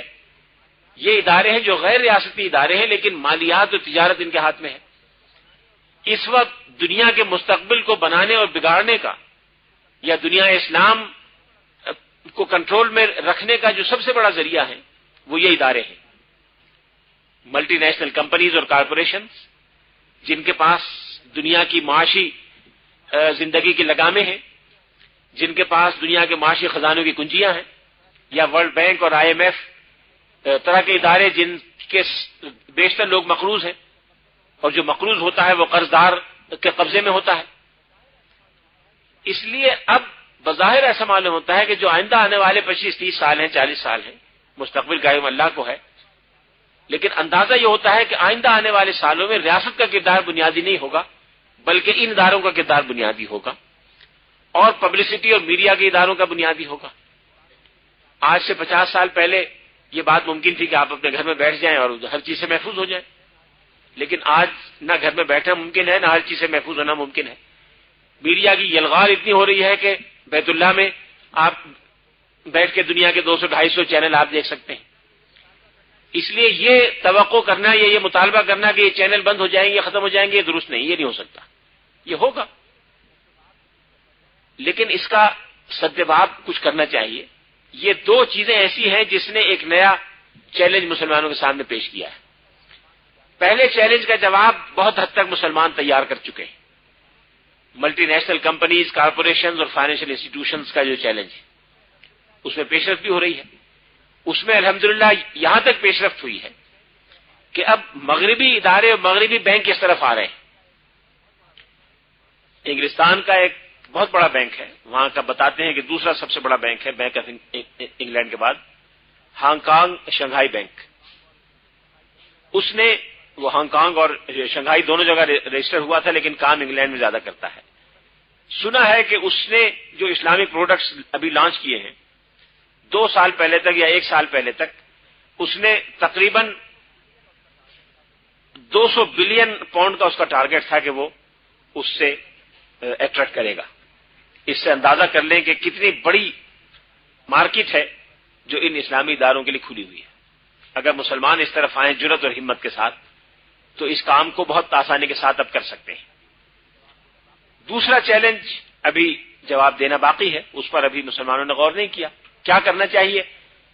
یہ جواب تو نہیں ہے کہ آپ اپنے گھر میں تالا لگا دیں اور بند پردہ ڈال کے بیٹھ جائیں۔ سیلاب پردے ڈالنے سے نہیں رکتا، سیلاب آتا ہے اور جب آ جاتا ہے تو پھر اس کو پردے ڈالنا یا نہ ڈالنا دونوں بیکار ہو جاتے ہیں۔ اس پہ مسلمانوں کو غور کرنے کی ضرورت ہے۔ جو مسلمانوں میں میڈیا کے ماہرین ہیں وہ کیا کریں، وہ کچھ بتائیں کہ ہم کیا کر سکتے ہیں۔ یہ حالات ہیں جن میں فقہ اسلامی پر اب نئے انداز کی کتابیں لکھی جا رہی ہیں۔ پرانے انداز کی کتابیں جن کا کل میں نے تذکرہ کیا تھا، اب لکھی جانی تقریباً بند ہو گئی۔ پرانے انداز کی کتاب پچھلے 50 سال میں شاید 1% بھی نہیں لکھی گئی، اب نئے انداز کی کتابیں لکھی جا رہی ہیں۔ اس وقت فقہ اسلامی کا جو ذخیرہ ہے، جو گویا 20ویں صدی کے وسط سے اور آج تک ہمارے سامنے ہے، اس کا 99% حصہ ایک نئے انداز کا لکھا ہوا ہے، اور یہ فقہ اسلامی کی ایک نئی تاریخ یا ایک نیا باب ہے۔ کچھ کتابیں تو وہ ہیں جن میں فقہ اسلامی کے موقف کو قانونی دفعات کی شکل میں مرتب کیا گیا، جس کی سب سے پہلی مثال مجید الاحکام العدلیہ ہے۔ پاکستان میں، مصر میں، ایران میں، سوڈان میں اور کئی دوسرے ممالک میں بہت سے قوانین مرتب ہوئے ہیں جو فقہ اسلامی سے ماخوذ ہیں اور ان ریاستوں میں رائج ہیں۔ یہ فقہ اسلامی کا ایک نیا نمونہ ہے جو اس سے پہلے کے ادوار میں نہیں ملتا۔ یہ سارے قوانین فقہ اسلامی سے ماخوذ ہیں، اس لیے فقہ اسلامی کا حصہ ہیں، لیکن ان قوانین کی جو شرحیں لکھی جا رہی ہیں، ان قوانین پر جو عدالتیں فیصلے دے رہی ہیں، ان قوانین پر جو غور و خوض قانون دانوں کے حلقوں میں ہو رہا ہے، وہ سارا کا سارا اس اعتبار سے فقہ اسلامی کا حصہ بھی ہے کہ وہ فقہ اسلامی کے تصورات پر مبنی ہے، اور وہ جدید قوانین کا حصہ بھی ہے کہ اس میں جدید انداز اور جدید اسلوب سے کام لیا گیا ہے۔ گویا ایک امتزاج ان دونوں قوانین میں پیدا ہو رہا ہے جو وقت کے ساتھ ساتھ مزید پختہ اور گہرا ہوگا، بظاہر یہ اندازہ ہوتا ہے۔ بہت سی کتابیں وہ ہیں کہ جن میں فقہ اسلامی کے موقف کو مغربی قوانین کے انداز اور اسلوب کے مطابق مرتب کیا گیا ہے۔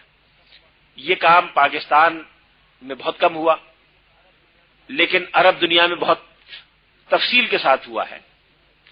اس کی مثالیں دی جائیں تو بات بڑی لمبی ہو جائے گی، لیکن 2-3 کتابوں کی مثالیں میں دیتا ہوں۔ ابھی میں نے استاد مصطفیٰ زرقا کا ذکر کیا، انہوں نے ایک کتاب لکھی تھی الفقہ الاسلامی فی ثوبہ الجدید، الفقہ الاسلامی فی ثوبہ الجدید، فقہ اسلامی اپنے نئے لباس میں۔ یہ 3 جلدوں میں کتاب ہے، لیکن انہوں نے فقہ اسلامی کے بنیادی تصورات اور اصول فقہ کو مغربی جورسپروڈنس کے انداز سے مرتب کر دیا ہے۔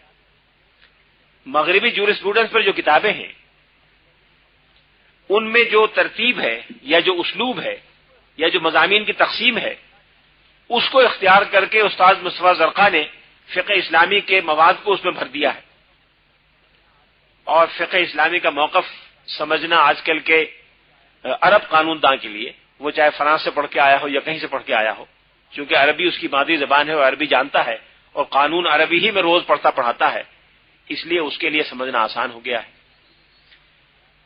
اس کام میں شام، مصر، اردن، مراکش اور کسی حد تک سعودی عرب کے اہل علم نے بہت حصہ لیا ہے۔ پھر قانون کے الگ الگ تصورات پر کتابیں تیار ہوئی ہیں۔ قانون کے تصورات پر کتابیں تیار کرنا فقہاء اسلام کے ہاں زیادہ مانوس نہیں تھا، وہ اس طرح سے کتابیں لکھنے کے عادی اور اس سے مانوس نہیں تھے، اس لیے کہ قانون کے تصورات پر کتاب لکھنے کا رواج مغربی دنیا کے اثر سے آیا۔ مثال کے طور پر یہ بات کہ مال کا تصور کیا ہے یا ملکیت کس کو کہتے ہیں یا اہلیت یعنی کمپیٹنس کسے کہتے ہیں، اس پر فقہاء اسلام اس طرح نہیں لکھتے تھے کہ اہلیت پر ایک الگ کتاب لکھی ہو اور اس میں اہلیت کے سارے احکام لکھے ہوں، بلکہ فقہاء اسلام کا اسلوب یہ تھا کہ جب اہلیت کا مسئلہ آئے گا وہاں اس سے بحث کریں گے۔ جہاں وہ بیوع کے احکام بیان کر رہے ہیں تو جب یہ بیان کریں گے کہ کون شخص خرید و فروخت کا اہل ہے تو وہاں بیان کریں گے کہ وہ عاقل ہو، بالغ ہو، بچہ نہ ہو، بچہ ہو تو کیا ہوگا، بچے کی خرید و فروخت کے احکام کیا ہوں گے۔ پھر جب نکاح کے بعد میں آئیں گے تو پھر آئیں گے کہ بچہ اگر ایجاب و قبول کر لے تو نکاح ہو جائے گا کہ نہیں ہوگا، ہوگا تو کیسے ہوگا، نہیں ہوگا تو کیوں نہیں ہوگا۔ اس طرح سے وہ الگ الگ ابواب میں ان پہ بحث کرتے تھے۔ مغربی قوانین میں، خاص طور پر رومن لا میں، ان کانسیپٹس کو پہلے بیان کیا جاتا تھا۔ پہلے کانسیپٹس آتے تھے، تصورات آتے تھے، نظریات آتے تھے، پھر ان کی تفصیلی جو تطبیقی مثالیں تھیں وہ آتی تھی۔ فقہاء اسلام نے 20ویں صدی میں یہ کیا کہ تمام فقہ کتابوں کا جائزہ لے کے ان تصورات کو یکجا کیا، یکجا کر کے ان کو سسٹمیٹائز کیا، سسٹمیٹائز کر کے ان کے مربوط تصورات مرتب کیے اور الگ الگ کتابوں کی شکل میں دنیا کے سامنے پیش کر دیے۔ یہ فقہ اسلامی کے بعد میں اتنا بڑا کام ہے جو پچھلے 1300 سال میں پہلی مرتبہ ہوا ہے۔ 1300 سال میں فقہ اسلام نے جو سوچا، جو لکھا، فقہ اسلامی کے احکام جس طرح مرتب کیے، ان کو تصورات کے عنوان سے الگ الگ سائنٹیفک انداز میں مرتب کرنے کا کام اس دور میں ہوا ہے۔ اس پر ایک دو نہیں، سینکڑوں کتابیں عرب دنیا میں لکھی گئیں۔ اس پر پاکستان میں بھی کوئی کام نہیں ہوا۔ سارے دعوے شریعت کے نفاذ کے ہوتے رہتے ہیں، لیکن یہ کام جو ضروری ہے، جس کے بغیر نہیں ہو سکتا، یہ پاکستان میں کم ہوتا ہے۔ آج سے 10 سال پہلے ہم نے یہ طے کیا بین الاقوامی اسلامی یونیورسٹی میں کہ مختلف اسلامی تھیمز پر ہم 100 مونوگراف تیار کروائیں گے۔ یہ مونوگراف جو 100 تصورات پر تیار کیے جائیں تھے، اس کی لسٹ ہم نے بنائی اور ہر عنوان کی الگ الگ سینوپسس تیار کی۔ ہر سینوپسس میں کیا کیا لکھا جانا چاہیے وہ لکھا۔ پھر ہر عنوان پر 2 3 کتابیں جو عرب دنیا میں لکھی گئیں ان کی نشاندہی کی، ان کو حاصل کیا، ان کی فوٹو اسٹیٹ کاپیاں کروائی۔ پھر بڑی کتابوں میں جہاں جہاں یہ تصورات زیر بحث آئے ہیں اس کی نشاندہی کی، ان صفحات کی فوٹو اسٹیٹ کروائی، اور ہر عنوان پر ایک ایک فائل اتنی موٹی ہم نے بنوائی۔ اس کام میں کئی سال لگے، 1.5-2 سال لگے۔ ہمارے ذہن میں تھا کہ اب یہ کام اتنا آسان ہو گیا ہے کہ ہم پاکستان میں بڑی تعداد میں لوگوں سے کہیں گے کہ یہ سینوپسس لیجیے، یہ عنوان ہے، یہ مٹیریل ہے، اس مٹیریل کو اردو میں آپ اس ترتیب سے مرتب کر دیں۔ آپ جس کو میری بیوقوفی کہیں، سادہ لوحی کہیں، مجھے اعتراف ہے کہ میں سادہ لوح بھی تھا، شاید بیوقوف بھی تھا اور اب بھی ہوں۔ میں نے یہ سمجھا کہ یہ کام 6-8 مہینے میں ہو جائے گا۔ 3-4 مہینے میں 100 صفحے کی کتاب اس طرح مرتب کر دینا کوئی مشکل نہیں ہے۔ مواد موجود ہے، سینوپسس ہم نے دے دی، ترتیب موجود ہے، خاکہ موجود ہے، مٹیریل پورا دے دیا ہم نے آپ کو، اور 2-3 مہینے میں ہم اس کو ایڈٹ کرا لیں گے اور اگلے سال ہم 100 کتابیں چھاپ دیں گے۔ تو میں نے ذمہ دار لوگوں سے کہا کہ اگلے سال ہم اسلام کے بیسک جو لا کے تھیمز ہیں اس پر 100 مونوگراف ہم تیار کریں گے۔ یہ بات ہے 1991 کی، اور 92 میں ہم نے تیار کر لیا تھا۔ آج 2004 ہے، ابھی تک ایک مونوگراف چھپ کے تیار ہوا ہے، ایک۔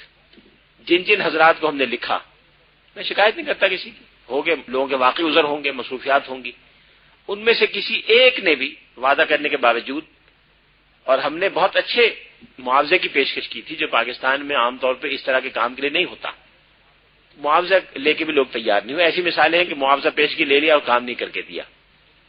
ہمارے ملک میں علمی اور دینی کام کا مزاج نہیں ہے، لوگ کرنا نہیں چاہتے۔ کیوں نہیں کرنا چاہتے اس کے پتہ نہیں کیا اسباب ہے۔ جب تک علمی کام نہیں ہوگا اس وقت تک فقہ اسلامی ملک میں زندہ قانون کے طور پر جاری و ساری نہیں ہو سکتی۔ فقہ اسلام کے کام کی مثال آپ کے سامنے ہے، انہوں نے پوری دنیا میں زندہ قانون فقہ اسلامی کو کر کے دکھا دیا، لیکن کام کتنا کیا؟ آپ نے حدیث پر میری گفتگویں سنی ہوں گی، قرآن پہ سنی ہو اور فقہ پر سنی، تو اتنا کام ہوا تو یہ کام آسان ہوا۔ اب لوگ سمجھتے ہیں کہ ہم اعلان کریں گے، نعرہ لگائیں گے اور بس اگلے دن شریعت نافذ ہو جائے گی۔ یہ اتنا آسان کام نہیں ہے۔ اس کے لیے ضروری ہے کہ کچھ لوگ اپنی زندگیاں قربان کریں، جو نہ کسی صلے کی تمنا کریں، نہ ستائش کی پرواہ کریں، اور خاموشی کے ساتھ اس کام کو اس طرح کریں کہ ان کے مرنے کے بعد پتہ چلے کہ کتنا کام ہوا تھا، جس سے لوگ فائدہ اٹھائیں۔ یہ جو میں نے ذکر کیا کہ اسلامی بینکنگ اور اس پہ اتنا کام ہوا، اتنے لوگ جن کا کوئی نام بھی نہیں جانتا، بعض لوگ جانتے ہیں، اکثر لوگ نہیں جانتے، لیکن اب یہ اسٹیج آ گیا کہ کئی ملکوں کے اسٹیٹ بینکوں نے لیگل فریم ورک جاری کیے ہیں، اور اب دنیا بھر کے اسٹیٹ بینک مل کر ایک نیا لیگل فریم ورک پوری دنیا اسلام کے لیے جاری کر رہے ہیں۔ اس میں 50 سال کا عرصہ لگا ہے اس کی تیاری کرنے میں، بقیہ کاموں کے لیے بھی اتنا ہی عرصہ لگے گا۔ اس طرح کے کام 3 میدانوں میں اچھے ہو گئے ہیں، ایک بینکاری کے میدان میں، ایک فوجداری قوانین کے میدان میں، اور ایک دستوری اور آئینی تصورات اور اصولوں کے میدان میں۔ اسلامی آئینی تصورات پر 20ویں صدی میں انتہائی قابل قدر کام ہوا ہے، اور سینکڑوں کی تعداد میں اہل علم نے اس میں حصہ لیا۔ اب اسلام کے آئینی اور دستوری تصورات کیا ہیں، اس میں کوئی اختلاف رائے دنیا اسلام میں قابل ذکر حد تک نہیں ہے۔ جزوی اختلاف ہو سکتا ہے، لیکن اس پر تصورات میں کلیئرٹی ہے، تصورات میں اتفاق رائے ہے، اور یہ معلوم ہے کہ اب اس دور میں اسلامی ریاست اگر بنے اور اس کا دستور تیار ہو تو کن خطوط پر ہونا چاہیے۔ باتیں تو اور بھی بہت سی کہنے کی ہیں، لیکن میرا خیال ہے وقت لمبا ہو گیا، کچھ سوالات کا جواب بھی شاید آج زیادہ ہوں، اس لیے میں چھوڑ دیتا ہوں۔ جہاں تک مجھے یہ بات سمجھ میں آئی ہے وہ یہ ہے کہ انسان کو زندگی گزارنے کے لیے لازماً کسی نہ کسی مسلک کو اپنانا پڑتا ہے۔ کیا یہ درست ہے؟ اگر ایسا نہیں تو پھر صحیح کیا ہے؟ آخر ان مسلکوں کے جاننے والے ایک دوسرے کے دشمن کیوں ہیں؟ مجھے اس سے اختلاف ہے کہ مسلکوں کے چاہنے والے دشمن ہیں، میری تو کسی حنفی یا شافی یا مالکی یا حنبلی سے دشمنی نہیں ہے، میں تو سب کا احترام کرتا ہوں اور ہم میں سے سب احترام کرتے ہیں۔ کبھی میں نے نہیں سنا کہ کوئی شافی ہمارے یہاں پاکستان میں آیا ہو تو لوگوں نے مار کے نکال دیا ہو، یا مالکی آیا ہو تو اس کو مسجد میں نہ گھسنے دیا ہو۔ ہمارے یہاں فیصل مسجد میں ہر جمعے کو ایک نیا خطیب نماز پڑھاتا ہے، کبھی کوئی شافی ہوتا ہے، کبھی مالکی ہوتا ہے، کبھی حنبلی ہوتا ہے۔ میرے خیال میں کوئی دشمنی نہیں ہے، دشمنی ہوگی تو جاہلوں میں ہوگی۔ اس کا حل یہ ہے کہ جہل کو دور کریں اور علم کو عام کریں۔ جہاں تک یہ کل بھی کسی نے سوال پوچھا تھا، میں نے کہا تھا کہ اب تک جو آپ نے کیا ہے وہی جاری رکھیں، اگر اب تک کوئی مسلک نہیں تھا تو اسی طرح چلیں، اور اگر اب تک مسلک تھا تو مسلک پہ کاربند رہیں، اور اگر مسلک کو چھوڑنا ہو تو پہلے اتنا علم حاصل کر لیں کہ آپ یہ طے کر سکیں کہ آپ جس مسلک کی اب تک پیروی کی تھی اس کے دلائل کیا ہیں، اور جس کو اختیار کرنا چاہتی ہیں اس کے دلائل کیا ہیں۔ جب اس حد تک علم حاصل ہو جائے تو پھر جو فیصلہ کرنا چاہیں وہ فیصلہ کریں۔ ایک بہن نے دعا کی ہے کہ آپ نے بہت آسان اور واضح کر کے مشکل مضمون بتایا، اللہ تعالیٰ جزائے خیر دے، آمین۔ There are many institutes is there any institute which is teaching accounting and auditing according to Islamic point of view? Are there any organizations which are practicing Islamic accountancy? ابھی تک کوئی ایسا ادارہ تو نہیں ہے جس میں اسلامک اکاؤنٹنسی کی تربیت ہوتی ہو، لیکن اسلامک اکاؤنٹنسی کی دستاویزات آیوفی ادارے کا میں نے بتایا انہوں نے تیار کی ہیں۔ ہمارے یہاں انٹرنیشنل اسلامک یونیورسٹی میں کچھ کورسز ہم نے ڈیزائن کیے ہیں جن کو عنقریب ہم رمضان کے بعد لانچ کرنے والے ہیں، جس میں 4 ہفتے کے کورسز بھی ہیں، 2 ہفتے کے کورسز بھی ہیں اور شارٹ ڈیوریشن کے کورسز بھی ہیں، جو مختلف سطحوں کے لوگوں کے لیے، بینکرز اور دوسرے لوگوں کے لیے جاری کیے جائیں گے۔ اکاؤنٹنسی کے کچھ کورسز دنیا میں ہوتے ہیں، کچھ کورسز قطر میں ہوتے ہیں، کچھ انگلینڈ میں ایک ادارہ ہے معظم علی، ان کا ادارہ ہے، وہاں ہوتے ہیں۔ ابھی ہم نے معظم علی صاحب کے ادارے سے ایک معاہدہ کیا ہے جس کے بموجب ہم ان کے کوآپریشن سے کچھ اکاؤنٹنگ کے کورسز کریں گے۔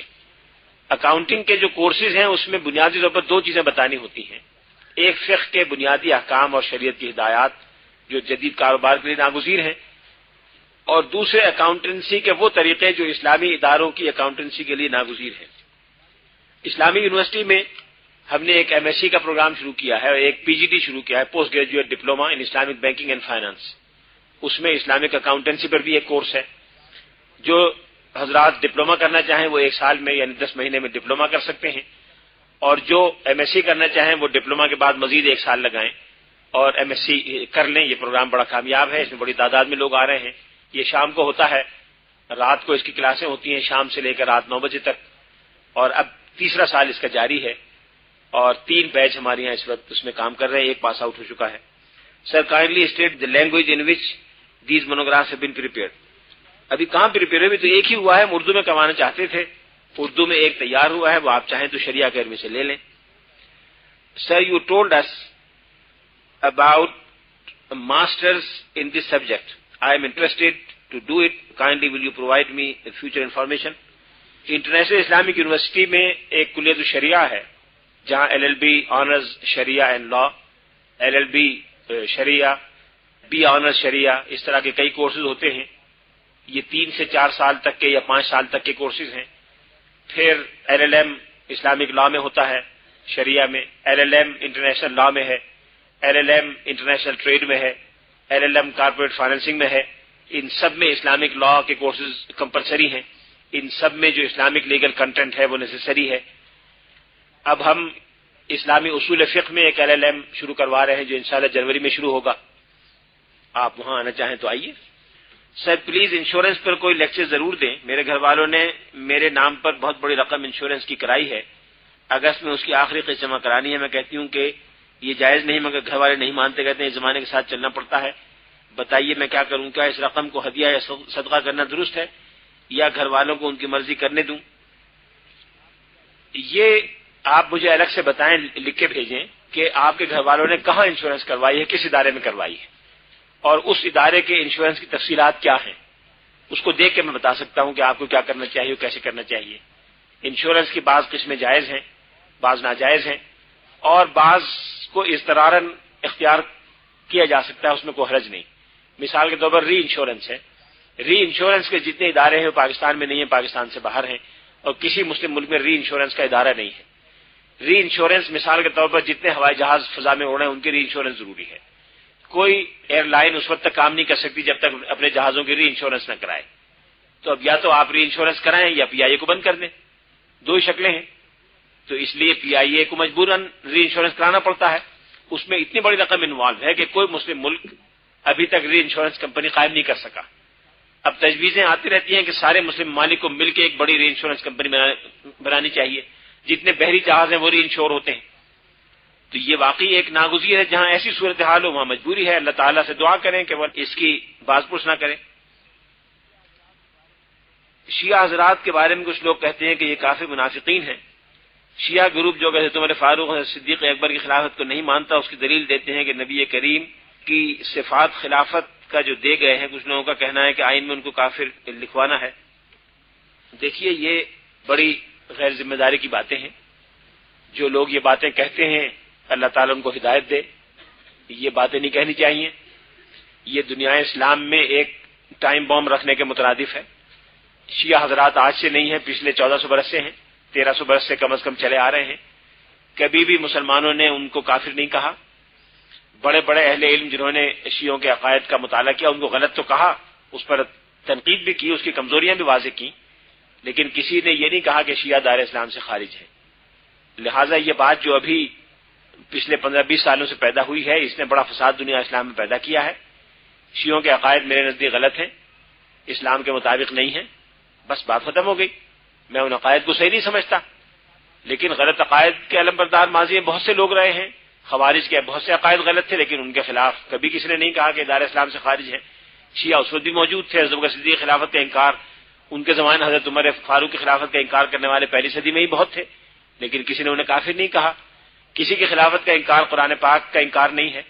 جس چیز کے انکار سے آدمی کافر ہوتا ہے وہ قرآن و سنت کے انکار سے کافر ہوتا ہے۔ قرآن مجید میں کہیں نہیں آیا کہ اے مسلمانوں ابوبکر کو خلیفہ بناؤ یا اے مسلمانوں حضرت عمر کو خلیفہ بناؤ۔ جو ان کی خلافت کا انکار کرتا ہے وہ امر واقعی کا انکار کرتا ہے۔ کوئی انکار کرے باہر نکل کے کہ سورج نہیں نکلا ہوا تو نہیں نکلا ہوا، لیکن وہ کافر تو نہیں ہے، بیوقوف ہے۔ بیوقوف ہونا اور چیز ہے، کافر ہونا اور چیز ہے، جاہل ہونا اور بات ہے اور کافر ہونا اور بات ہے۔ یہ درس ہمارے لیے بہت مفید ثابت ہوا ہے، کچھ بات سمجھ میں آ گئی۔ ایسا کورس دوبارہ بھی رکھیے گا، فرصت ملے گی تو انشاءاللہ ضرور کریں گے۔ کیا اس سے ہمارا بینکنگ سسٹم سود سے پاک ہو جائے گا؟ میرا خیال ہے، مجھے یقین ہے اور امید ہے کہ جو تجاویز اب آ رہی ہیں اور جو نیا legal frame work state bank نے جاری کیا ہے، اس سے بلا سود بینکاری کے عمل کو مدد ملے گی اور ملک میں ایک نئی بنیاد پڑ جائے گی، جس کے نتیجے میں ایک نیا دور اسلامی تجارت اور کاروبار کا پیدا ہوگا انشاءاللہ۔ لیکن اس کا دار و مدار صرف اسٹیٹ بینک پہ نہیں ہے، یہ بات میں ہر جگہ کہتا ہوں۔ اس کا دار و مدار صرف اسٹیٹ بینک یا صرف کسی اور ادارے پہ نہیں ہے، اس کا دار و مدار کاروباری اور تاجر طبقے پر ہے۔ مجھے ایک شہر کے سیالکوٹ کے chamber of commerce and industry نے بلایا کہ آپ ہمارے یہاں بلا سود بینکاری پر لیکچر دیں، بہت دنوں کی بات ہے۔ تو میں بلا سود بینکاری پر لیکچر دینے گیا تو میں نے ان سے کہا کہ میں بات شروع کرنے سے پہلے آپ سے ایک بات کہنا چاہتا ہوں کہ بلا سود کاروبار اس ملک میں بہت آسان ہے اور بہت مشکل ہے۔ اگر اس کی آسانی اتنی ہے کہ ایک سوئچ آن کرنے سے جیسے کمرہ روشن ہو جاتا ہے، اسی طرح ایک سوئچ آن کرنے سے غیر سودی کاروبار ملک میں آ سکتا ہے۔ اور اتنا مشکل ہے جیسے کسی جنگل میں جس میں الیکٹریسٹی نہ ہوئی آپ اسے روشن کریں، نہیں کر سکتے، بہت مشکل ہوگا۔ وہ جو آسان حل ہے وہ یہ ہے کہ آج اگر سارے تاجر مل کے طے کر لیں کہ غیر سودی کاروبار کریں گے تو غیر سودی کاروبار شروع ہو جائے گا۔ میں ایسے تاجروں کو جانتا ہوں ذاتی طور پر، ایک دو کو نہیں درجنوں کو، جنہوں نے زندگی میں کبھی ایک پیسہ سود نہیں لیا، کبھی ایک پیسہ بینک میں نہیں رکھا، لیکن ان کا کروڑوں کا کاروبار ہے۔ میں نے خود جا کے ان کے کاروبار دیکھے ہیں، خود میں ان سے ملا ہوں، ان کی باتیں سنی ہیں۔ تو سود کاروبار کے لیے ناگزیر نہیں ہے۔ اگر آج راجہ بازار اور راولپنڈی اور اسلام آباد کے سارے تاجر طے کریں کہ ہم سود نہیں لیں گے، بہت سے نہیں دیتے لیکن ان کے کاروبار چل رہے ہیں، تو یہ سمجھنا کہ سود کے بغیر کاروبار نہیں چل سکتے، یہ غلط بات ہے۔ ٹھیک ہے، ایک سطح کے کاروبار میں دقت ہوتی ہے، لیکن اس سے نیچے کے کہ کاروبار 100% چل سکتے ہیں. اس لیے اس میں اصل ذمہ داری اور فیصلہ کرنا تاجروں کا ہے. فرض کی حکومت قانون بنا دے اور تاجر پرواہ نہ کرے تو جیسے بقیہ قوانین کا حشر ہو رہا ہے اس کا بھی حشر ہوگا. اگر دو تاجر آپس میں سودی لین دین کر لیں چپکے سے اور سودی لین دین قانون کی روح سے ناجائز ہو تو قانون کیا کر لے گا؟ جیسے بقیہ قوانین کی مٹی پلید ہو رہی ہے اس کی بھی ہوگی. میرا خیال اور سوال نہیں ہے. وآخر دعوانا الحمدللہ رب العالمین.